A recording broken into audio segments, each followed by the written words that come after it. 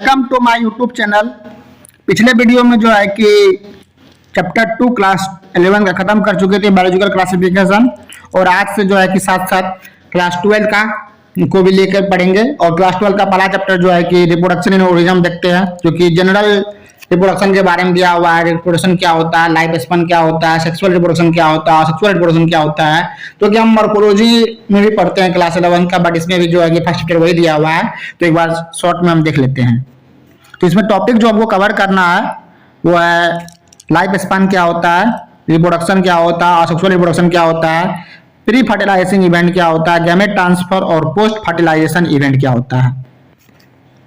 Life span देखने से पहले हम एक बार देख लेते हैं कि पंचान महेश्वरी, जो कि इंडिया का ही था, बोटनिस्ट था, और ये मेनली जो है कि काम किया था एम्ब्रियोलॉजिकल एस्पेक्ट पे। एम्ब्रियोलॉजी से रिलेटेड ये रिप्रोडक्शन में जब पढ़ेंगे एम्ब्रियोलॉजी तो उसमें बता देंगे एम्ब्रियोलॉजिकल एस्पेक्ट में ये काम किया था। और ये कहाँ का था, तो ये जयपुर और राजस्थान में इसका जन्म हुआ था। आप इसके बारे में पढ़ सकते हैं। तो हम पहला टॉपिक देखते हैं, what is life span. Life span होता क्या है? जनरल भाषा में आपको कहे तो लाइफ स्पैन क्या होता है, जन्म से लेकर मृत्यु के बीच जो टाइम गैप होता है वही क्या कहलाता है, लाइफ स्पैन कहलाता है। तो लाइफ स्पैन जो है कि बॉडी साइज या और भी कोई सिमिलर साइज का ऑर्गेनिज्म है तो इस पर डिपेंड नहीं करता। ये टोटली अनरिलेटेड होता है, तो टोटली अलग होता है। ये डिपेंड नहीं करता बॉडी साइज या सिमिलरिटी पर। तो जैसे कि आप एग्जांपल यहाँ पे देख सकते हैं कि बोल रहा है कैरोट, क्रो एंड पैरोट जो होता है दोनों सिमिलर ही होता है, बट दोनों का लाइफ स्पैन में जो है काफी डिफरेंस है। सिमिलरली एक बनियान ट्री के देख सकते हैं, मैंगो ट्री, दोनों क्या ट्री ही है, बट दोनों का लाइफ स्पैन में क्या होता है, काफी डिफरेंस होता है। वही एक बार पढ़ना है तो पढ़ सकते हैं कि लाइफ स्पैन होता क्या है। It is the period of birth to natural death of the organism. From क्या होता है लाइफ स्पैन, एक दिन किसी का लाइफ स्पैन एक दिन का भी होता है, last life more than 400 year भी होता है लाइफ स्पैन। तो एक बार जब इसको टेबल देखेंगे एनसीईआरटी में जो दिया हुआ है इसको, इससे हमको इजीली पता चल जाएगा कि लाइफ स्पैन जो है कि बॉडी साइज पर डिपेंड नहीं करता है। देखते हैं टेबल। तो टेबल में दिया हुआ सबसे पहले कि हाउस फ्लाई, उसका लाइफ स्पैन कितना होता है, 1 डे होता है। बटरफ्लाई 1 से लेकर 2 वीक होता है। Rice plant 6 month. डॉग का बात कर लेते हैं तो 14 ईयर। पायरोट देखिए कि छोटा होता है साइज में, बट इसका कितना दिया हुआ 50 ईयर। देख सकते हो हॉर्स के साइज में बड़ा होता है, फिर भी इसका 30 ईयर होता है। Elephant 17 years, human 78 year average life span दिया हुआ है। और टोटोराइट का दिया हुआ 160 ईयर। और नेक्स्ट दिया हुआ बनियान ट्री का दिया हुआ 250 ईयर। एक बात हमेशा याद रखिएगा कि जिसका भी जन्म हुआ उसका मृत्यु होना फिक्स है। कोई भी व्यक्ति पर जिसका जन्म हुआ वो इमोर्टल नहीं है, वही आप इस पे यहाँ पर पॉइंट लिखा हुआ है, जिसका जन्म हुआ उसका मृत्यु फिक्स है, कोई इमोर्टल नहीं है। एक एक्सेप्ट क्या कर सकते हैं, सिंगल सेल्ड स्पीशीज को ले सकते हैं, तो वो क्या होता है, इमोर्टल होता है। उसके अलावा कोई भी इमोर्टल नहीं है। तो सबसे पहले यहाँ पे सेकंड टॉपिक देखते हैं, रिप्रोडक्शन। रिप्रोडक्शन क्या होता है कि प्रोडक्शन ऑफ प्रोजेनिस 6 क्लास से पढ़ते हुए जा रहे हैं। सिमिलर टू द पेरेंट्स हो सकता है, अगर सिमिलर टू द पेरेंट्स हो गया तो क्या हो गया, सेक्सुअल रिप्रोडक्शन होगा। और रिप्रोडक्शन क्यों होता है, स्पीशीज को कंटिन्यूटी बनाने के लिए। तो यही सब पॉइंट यहाँ पे दिया हुआ है, पढ़ते हैं। Continuity of rise in reproduction is a biological process, continuity of race in which the grown of the individual rise up to the offspring similar to them. तो इसमें इवेंट क्या होता है, क्या क्या फंक्शन है रिप्रोडक्शन का, enables continuity of the species, maintain the life on the earth, creates variation among the population. क्या होता है जब रिप्रोडक्शन होता है, सेक्सुअल रिप्रोडक्शन होता है, तो 99% सिमिलर पेरेंट्स के द्वारा ही होता है। 0.1% जो होता है वो क्या होता है, वेरिएशन आता है। और यही वेरिएशन आते आते जो होता है कि एक टाइम के बाद, कुछ ईयर्स होने के बाद क्या होता है, नया स्पीशीज बन जाता है।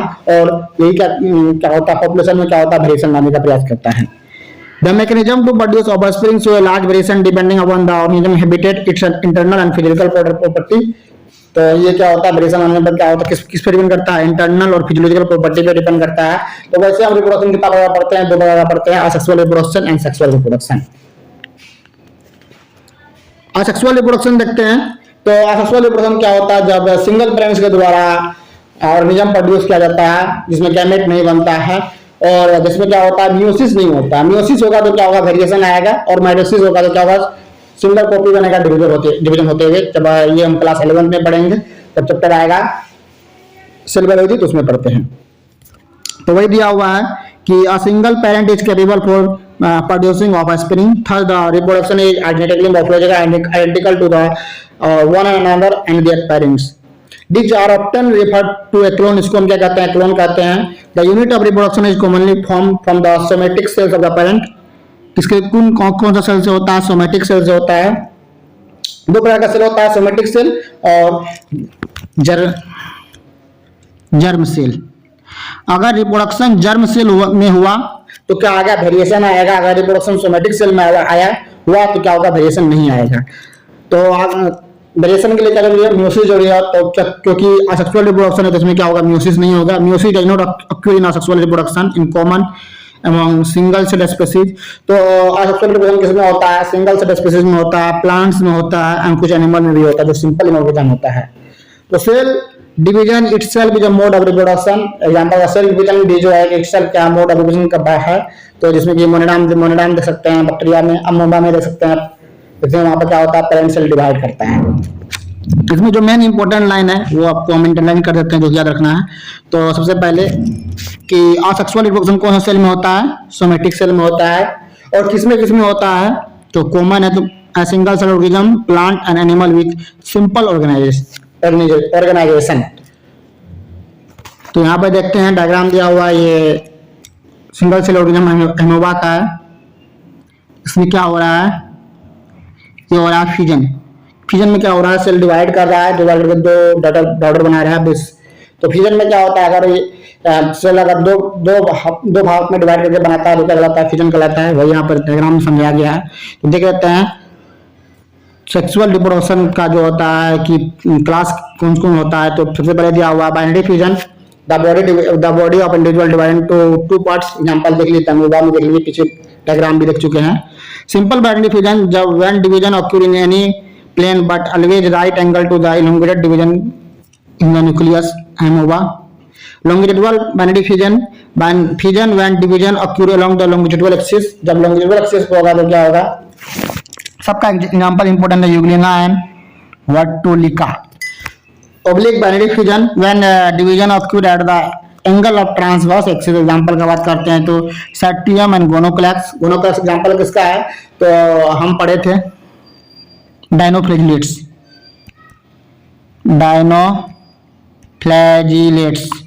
यहाँ पर हम देखे थे कि दो प्रकार था, लॉन्गिट्यूडल और फ्लैजिला था, वहां डिवाइड करता था. एग्जांपल रखिएगा. नेक्स्ट देखते हैं कि ट्रांसवर्स बाइनरी फ्यूजन में आता है आपको paramecium, diatoms, bacteria and planaria. और मल्टीपल फ्यूजन में आ गया द डिवीजन जो कि parent body into the many daughter organism. Example amoeba, plasmodium and mycocyst और पोटिस्टा. सभी पोटिस्टा में क्या होता है? मल्टीपल फ्यूजन होता है. यही पर दिया हुआ पेरेंट एमोबा. यहाँ पर क्या हो रहा है कि एमोबा में क्या होता था? ओब्लिक. तो इलिंगुलेशन ऑफ न्यूक्लियस हुआ, फिर डिवीजन ऑफ न्यूक्लियस साइटोप्लाज्म हो गया, फिर दो डॉटर सेल बन गया. यहाँ पर देख सकते हैं डायग्राम में दिया हुआ है. नेक्स्ट देखते हैं तो आता है बडिंग. तो बडिंग में क्या होता है? आउटग्रोथ और develops. Growth consist of the base of the separate from the parent body. Example होगा ईस्टर्न हाइड्रा. तो होता क्या है? एक आउटग्रोथ हुआ और पेरेंट से क्या हो गया? अलग हो गया. और नेक्स्ट आता है स्पोलेशन. बडिंग होता है किसमें है? ईस्टर्न हाइड्रा में. स्पोलेशन क्या होता है? Occur by tiny single cell thin walled spore are extremely resistant to the environment stress. The spore of new individual it commonly occur in monera, protista, fungi, algae. तो क्या होता है? स्पोर के द्वारा अगर रिप्रोडक्शन हो रहा है, नया स्पीशीज बन रहा है तो क्या होगा? स्पोलाइजेशन हो जाएगा. किस किस्म होता है? मोनेरा में होता है, पोटिस्टा में होता है, फंगी, एल्गी और स्पोर फॉर्म आर द. तो spore form can be flowing types. तो नेक्स्ट टाइप देखो यहाँ पर क्या हो रहा है? स्पोलेशन हो रहा है. क्या हो गया? स्पोर बना, स्पोर क्या हो गया? फट गया स्पोर निकल के फिर क्या होगा? न्यू प्लांट या स्पीशीज बन गया. Next fragmentation. Fourth occur by breaking of the parent body into two or more parts. अगर दो और ज्यादा पार्ट्स में डिवीजन हो रहा है and each of which grow up to form independent individual. Example in algae like Asparagera, Bryophyta such as Marchantia and Ixtia. Next generation जो कि हम पढ़ चुके हैं प्लेनेरिया में. It is a type of sexual relation in which the missing part of organism is repied, propping, hydra, planaria, sponge. क्या होता है कि जब भी लेजार्ड में देखते हैं उसका टेल कट जाता है तो अपने आप लगता है क्या है? रीजनरेशन ही है. क्या? Sexual reproduction. नेक्स्ट आता है लास्ट में vegetative propagation. Is the formation of new plant from vegetative part. अगर वेजिटेटिव पार्ट दो पार्ट होता है प्लांट में तो वेजिटेटिव पार्ट, दूसरा क्या होता है? Reproductive part. रिप्रोडक्टिव पार्ट में क्या हो गया? एंड्रोसोमियम और गैनोसियम सेपल पटल टेपल ये सब जो पढ़ते हैं क्या है, रिप्रोडक्टिव पार्ट है। और वेजिटेटिव पार्ट का बात करते हैं तो उसमें क्या आता है, स्टामिन, ये सब रिप्रोडक्टिव पार्ट है। वेजिटेटिव पार्ट में क्या हो गया, रूट, स्टीम, लीफ, ये सब क्या है, वेजिटेटिव पार्ट है। इसके द्वारा रिप्रोडक्शन हो रहा है तो क्या कराएगा, वेजिटेटिव प्रोपगेशन। जैसे कि वाटर एशियन एग्जाम्पल दे सकते हैं, water Asian Socrates the source of the body interior of Bengal propagates very quickly by vegetative mode and drain out dissolve to 2 metre from the water bodies. क्या होता है कि ये water essence के बारे में जो जब हम सेक्सुअल रिप्रोडक्शन फ्लावरिंग प्लांट में पढ़ेंगे तो उसमें हमको बताया जाता है क्या होता है कि उसका फीमेल पार्ट जो होता है वो वाटर के ऊपर आ जाता है। नेक्स्ट दिया हुआ है कि some artificial method of vegetative propagation are also developed by the farmers like cutting, layering।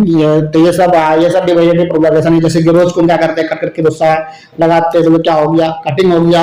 Mango का प्लांट देखते हैं क्या करते हैं, उसका क्लम काट कर हम क्या करते हैं, मैंगो से लपट देते हैं, वो क्या होता है, ग्राफ्टिंग हो गया। ये सब किसका मोड है, वेजिटेटिव मोड ऑफ रिप्रोडक्शन ही है। Some examples of natural vegetative propagation तो देख लेते हैं नेक्स्ट डायग्राम में, यहाँ चार्ट दिया हुआ है। तो वेजिटेटिव पार्ट का बात कर लेते हैं तो पहला आता है रूट में क्या हो गया, दहलिया, एस्पार्गस, गिलवेरिया, गावा एंड टोपिका। और स्टीम में देख लेते हैं तो ट्यूबर किस में रहता है, पोटैटो एंड आटोकी। बल्ब, ऑनियन एंड गार्लिक में क्या होता है, बल्ब। ये सब हम जब मॉर्फोलॉजी में दिया हुआ सब तो यहाँ पे रिविजन हो रहा है। Rhizome, ginger, turmeric, banana and dryopteris, corn, colchicum, crocus, amorphophallus. Sucker का बात करते हैं तो मिंट एंड क्राइसेंथेमम। रण का बात करते हैं तो ऑक्जिलिस एंड सेंटिपिला। स्टोलन का बात करते हैं जैस्मिन।